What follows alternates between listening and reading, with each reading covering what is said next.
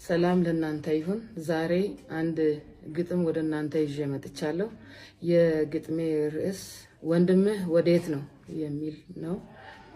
የአባትህ የአዳም ልጅ እያየህ ያደገው ደስታ ሐዘንህን አብሮ ተካፈለው ስትጠራው አቤት ሚል ጎንህ የነበረው ይገለኛል ብሎ የማይጠረጥረው እንሂድ ወዳልክበት ሊሄድ የማይፈራው መልስልኝ ቃየን ወንድምህ ወዴት ነው ብሎ እግዚአብሔር ጠይቆት ነበረ። መግደል ያሳፍራል ሊነግረው አፈረ። ሊሸሽግ ቢሞክር እግዚአብሔር አይቶታል፣ የሚገባውንም ቅጣት ሰጥቶታል።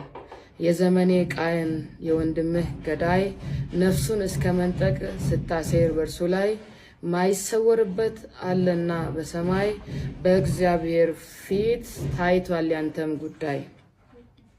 የደስታው ምክንያት መሆንን ትተህ መቃብር ልትሸኘው መንገድ አበጅተህ ለፍቶ የሰበሰበውን ከእጁ አስጥለህ ያቀደውን እንዳይደርስ መንገዱ ላይ ቆመህ የዘመናት ህልሙን ባንዴ አጨልመህ በደስታ በሰላም የምትኖር መሰለህ። መፍታት ለሚቻለው ተግባብቶ በሐሳብ የወንድሙ ገዳይ ተብለህ አትመዝገብ። ሰው እንኳን ቢረሳ እግዚአብሔር አይረሳም፣ ከእርሱ የሚደብቅ ዋሻ ከቶ አይኖርም።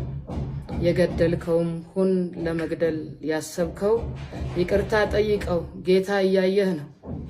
ነፍስ ማጥፋት ይቁም እንዲህ ይላል ቃሉ፣ ሰይፍን የሚያነሱ በሰይፍ ይጠፋሉ።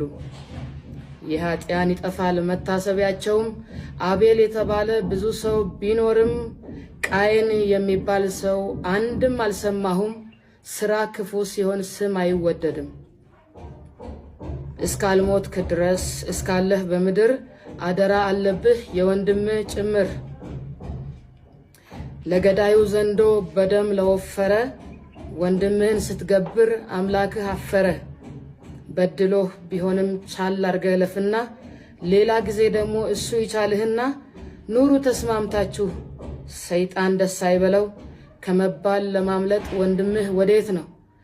ከመባል ለማምለጥ ወንድምህ